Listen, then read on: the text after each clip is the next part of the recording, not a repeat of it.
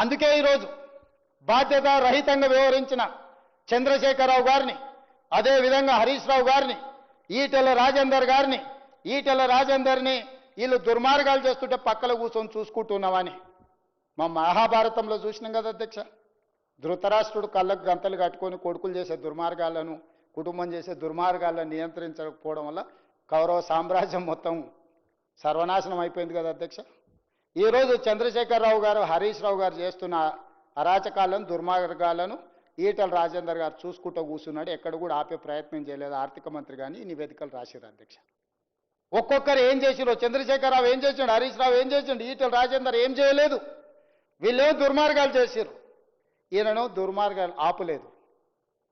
ఇది అధ్యక్ష వీళ్ళ గురించి. మిగతా అధికారుల పేర్లు నేను చదవదలుచుకోలేదు అధ్యక్ష. చాలామంది ఐఏఎస్ అధికారులు, సాంకేతిక నిపుణులు అందరి గురించి నివేదికలో రాసిండ్రు అధ్యక్ష.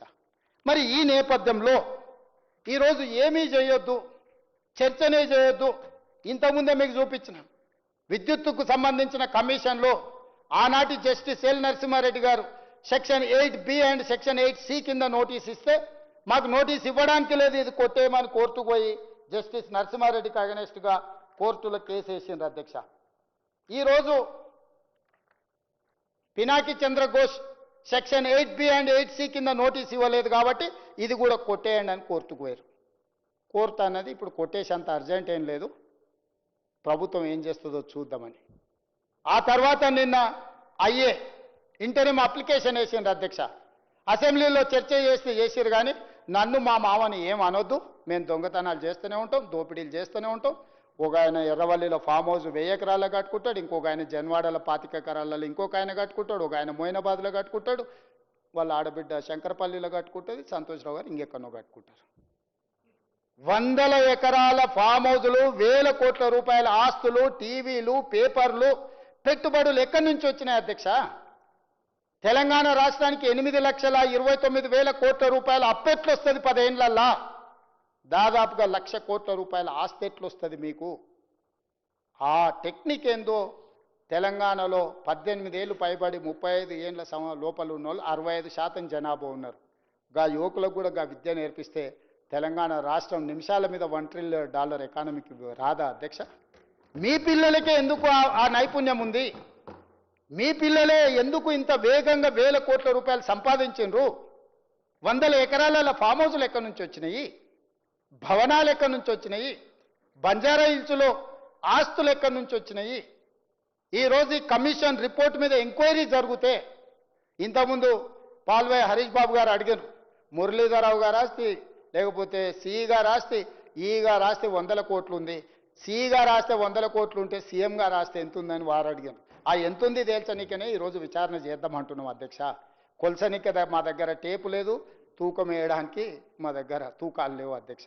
ఇవన్నీ తూకం వేయాలంటే అంత ఎక్స్పర్టిజం కూడా ఉండాలి అధ్యక్ష. అందుకే అధ్యక్ష ఈ సభలో సుదీర్ఘమైన చర్చ ద్వారా ప్రజలకు వాస్తవాలను వివరించడం ద్వారా ఆనాటి నుంచి ఈనాటి వరకు కాకతీయుల నుంచి కాళేశ్వరం ప్రాజెక్టు వరకు జరిగిన పరిణామాల మీద చర్చించడం ద్వారా ఈరోజు ఆయన మీకు ఏమాత్రం అవగాహన లేదు, మీ అవగాహన గిట్లుంటుంది గట్లుంటుంది అని మాట్లాడుతుంది అధ్యక్ష. నేను ఒక మాట సింపుల్గా చెప్పదలుచుకున్నా అధ్యక్ష. బ్యారేజీలు వేరు, డ్యామ్లు వేరు. బ్యారేజ్ అనేది నీటిని మళ్లింపు చేయడానికి కానీ నీళ్లను ఎత్తిపోసుకోవడానికి కానీ కట్టేది బ్యారేజ్. నీటిని నిల్వ చేయడానికి కట్టేది డ్యామ్. డ్యామ్ అంటే Srisailam dam, Nagarjuna Sagar dam, Sriram Sagar dam. Srisailam డ్యాంలో 215 టీఎంసీల నీటి నిల్వ చేయొచ్చు అధ్యక్ష.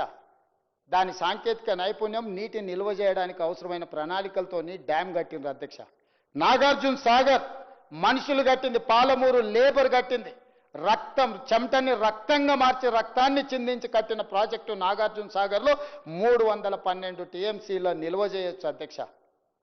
2009-10లో మీకు తెలుసు ఉమ్మడి రాష్ట్రంలో ఆనాడు శ్రీశైలంలో నీరు ఉధృతంగా వచ్చి ప్రాజెక్టు పైనుంచి దుంకిపోయిన నీళ్ళు, కానీ ప్రాజెక్టు 1 ఇంచు కట్టు కదలలేదు అధ్యక్ష. నాగార్జున సాగర్ కూడా చిన్న డ్యామేజ్ జరగలేదు. ఇవాళ కూడా పోచారం ప్రాజెక్టు నిజాం కట్టిన 106 సంవత్సరాల ప్రాజెక్టు కూడా నిటారుగా నిలబడ్డది అధ్యక్ష. ఇవి డ్యామ్లు. బ్యారేజ్ అనేది ఒక పరక్క బ్యారేజ్ ఏదైతుందో నీటి నిల్వ ప్లస్ నీటి మళ్లింపు కోసం కట్టారు. ఎందుకంటే అక్కడ సాయిల్ మొత్తం హార్డ్ రాక్ ఉంది. అక్కడ కుంచుకుపోవడానికి, కుదించుకుపోవడానికి, కుంగిపోవడానికి అక్కడ నైసర్గిక స్వరూపము దానికి అనుకూలంగా ఉంది కాబట్టి వాటన్నిట్లలో ఈరోజు అక్కడ నీళ్లు నిల్వబెట్టారు అధ్యక్ష. ఇవాళ వీళ్ళు కట్టిన ఈ మేడిగడ్డ, అన్నారం, సుందిల్ల మేడిగడ్డ కట్టిన ప్రాజెక్టుకి కన్నెపల్లి దగ్గర పంప్ హౌస్ ఉంది. సుందిల్ల దగ్గర కట్టిన, అన్నారం దగ్గర కట్టిన బ్యారేజ్కి ఇంకొక పంప్ హౌస్ ఉంది. సుందిల్ల దగ్గర కట్టిన పంప్ హౌస్కి, అదే బ్యారేజ్కి ఇంకొక పంప్ హౌస్ ఉంది అధ్యక్ష. మేడిగడ్డ నుంచి ఎత్తి అన్నారంలో పోయాలి, అన్నారంలో పోసిన నీటిని అంతే వేగంగా ఎత్తుకొని సుందిల్లలో పోయాలి, సుందిల్లలో పోసిన నీళ్లను ఎత్తి శ్రీపాద ఎల్లంపల్లిలో పోయాలి. అక్కడి నుంచి మీకు మల్లన్న సాగర్ కావచ్చు, కొండపోచమ్మ కావచ్చు, రంగనాయక సాగర్ కావచ్చు, ఇతర ప్రాంతాలకు నీటిని తరలించడానికి చేసుకున్న ఏర్పాట్లు అధ్యక్ష. ఇవన్నీ సైమల్టేనియస్గా పనిచేయాలి. మేడిగడ్డ దగ్గర ఎత్తిపోస్తే అన్నారంలో పంపులు పనిచేయకపోతే 5 నిమిషాలలో ఎందుకు కాకుండా పోతుంది అధ్యక్ష? అన్నారంలో నుంచి ఎత్తి సుందిల్లో పోసిన నీళ్లు ఎంబడే సుందిల్ల దగ్గర ఉన్న పంప్ హౌజులు లిఫ్ట్ చేసి శ్రీపాద ఎల్లంపల్లిలో పోయకపోతే అది కూడా మొత్తం దెబ్బతినిపోతుంది అధ్యక్ష.